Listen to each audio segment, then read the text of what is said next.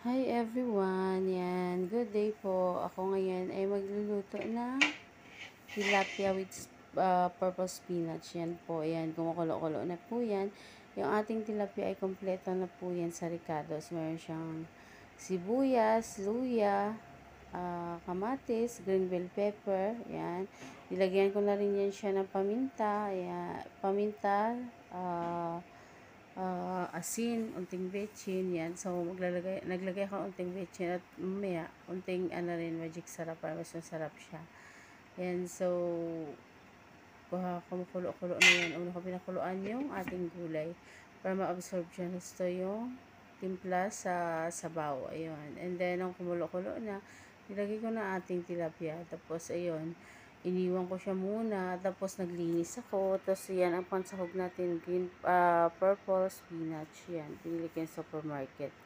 Tatlong tali siya, pero hindi siya madami. Tiko, unti lang. Kaya, ayan, unti lang din siya. Yan, so tuloy yung kumukulo-kulo. Tapos iniwan ko po yan siya. Iniwan ko yung kumukulo-kulo. At tapos naglinis kami ng shali. Naglinis kami ng tatlong kwarto. Tapos iniwan ko lang yan siya kumukulo-kulo. And then, hinina ko lang siya ng apoy para hindi siya madurog. Pero sakto baka hanggang sa lumabot maluto ng gusto yung ating tilapia. Kasi pangit kasi sa isda, lalo na tilapia to siya, medyo malansa, pero nilinis siya ng gusto, kaya mawala ang lansa mamaya yan, dahil nga may sabaw siya. Lagyan natin yan, may luya yan, may green bell pepper, tsaka paminta, para mawala ang lansa niya. Yan, and then, lalagyan ko yan mamaya ng pang-asim, ayan. So, tuloy lang yan siya, kumulo-kulo yan. Yun nga, sabi ko, iniwan ko siya. Iwan ko, hindi ko alam kung mga 15 minutes, ganun. Pero sobrang hina lang ng apoy para hindi madurog yung ating tilapia. Ayan, bahagi lang siya, ay maluto lang siya ng dahan-dahan. Ayan, nung pagbalik ko na, ayan na siya. So, ginawa ko, ay tinimpla ko, and then, nilagay ng dapat ilagay. Tinimpla ko na ang niya, tapos hinayaan ko lang sa sobrang hina ng apoy. Ayan, so yan ang aming ulam. Ang ulam namin ni ngayong tanghali, kasi kami lang naman dalawa dito sa Charlie, dalawa lang kami. Siyempre iba rin naman yan ang pagkain ng amo, pero yun pala, bumili pala yung amo, kasi nga ang pagkain nila ay shrimp pot. So, seafoods po yan. Merong shells, may crabs, may mga iba pang sahog. Tapos, may hipon, ganyan, malalaki. Kaya, ang ginawa ko, iyan ang ulam namin. Kaya, binilhan niya pala ako ng burger, fries, and then drinks. Yan, so, pero, dalawa lang naman kasi ng tilapia, hindi ko na pinutol dahil nga dalawa lang din naman kami ni Hilin. Ayan, hindi ko na yan pinutol. And then, yung kinain ko fries and then ang drinks, pero ang burger ay hindi ko siya nakain. So, binala ko para maging dinner namin. Ayun, inabot na nga siya ng almusal. Ayan. Kaya, mas prefer ko kumain ng rice, and then itong niluto kong tilapia na may purple spinach. Yan, so tuloy-tuloy siya kumukulo-kulo, hininaan na natin ang apoy. Yan ang tilapia, kasi nga hininaan ko ang apoy kasi gusto ko dandahan ang pagkaluto niya. And then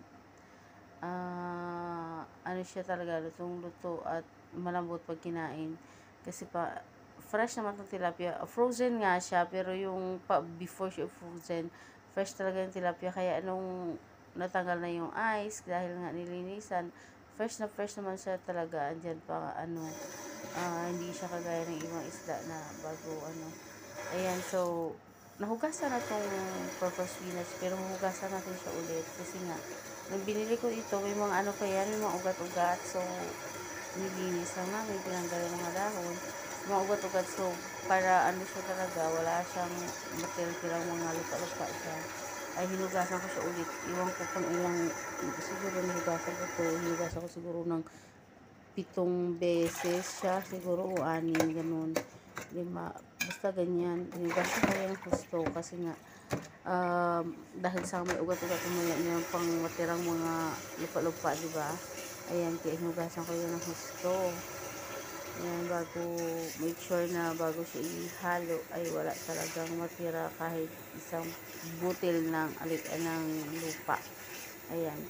So, hinugasan ko talaga ng gusto. Nilagay sa strainer. Yan. And then, ang tubig siya ay tinarapon ko. Nagkulay-kulay na din ang tubig dahil nga purple ito. Parang hindi sa purple. Parang, parang siyang purple. Pero, parang pula na iwan. Yes, basta ang tawag ko dito, purple spinach. Yan. So, yan, ang ihalo natin na dahon-dahon dun sa ating, tawag nito, ating tilapia. Yan, and then, ang lemon naman yan, ipipiga ko yan para maasim siya. Masarap kainin. Masarap kumain kasi ng, na maasim-asim. Ayan. Yan na yung ating, niluluto. Umunti na yung sabaw niya. Yan. Na yan siya eh. Pwede na yan siya, pero, pabukuluan ko pa dagdag. Ayan.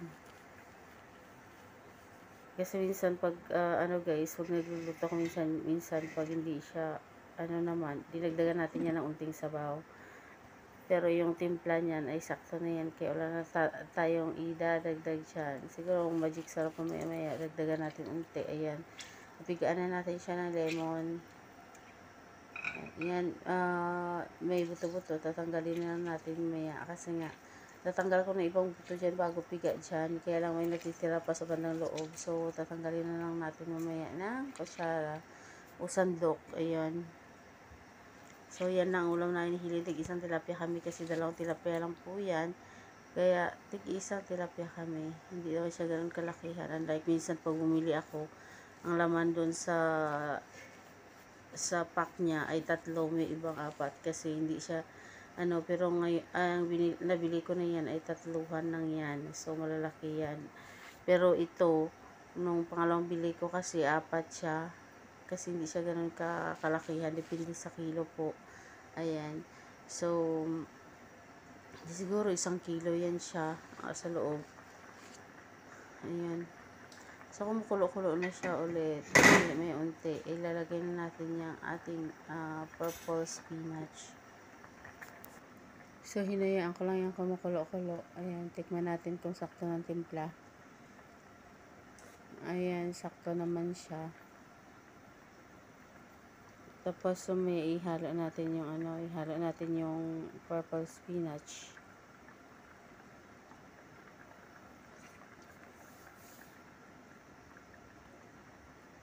Hininaan ko lang yung apoy kasi para dahan-dahan maluto yung ating tilapia. Yan, pero ang timpla ay sakto na po yan.